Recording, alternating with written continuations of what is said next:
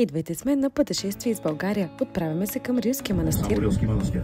Имаме първо Стоп, ще отидеме на пирамидите. Днес след дълго пристигнахме в село Стоп и тръгнахме по добре обозначената пътека към пирамидите. След около 30 минути се озовахме пред ето това чудо на природата.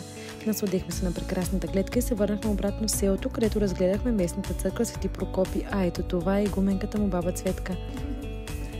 Казахме чао на Стоп и се отправихме към следващата дестинация – пещерата и гроба на Светия Йоан Рилски. След кратко изкачване стигнахме малката каменна църква с някогашния гроб на светеца, а отстрани на нея е пещерата, в която е живял. В задния и край има отвори, се смята, че който мине през него се прочиства от греховете си.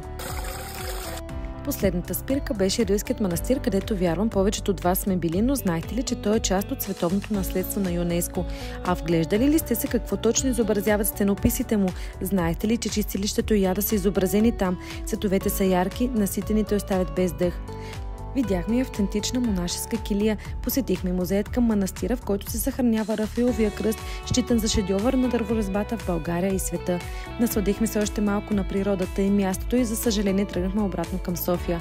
Ако и вие искате да се докоснете до българското и да научите много интересни факти за страната ни, резервирайте вашето пътуване с Global Tour.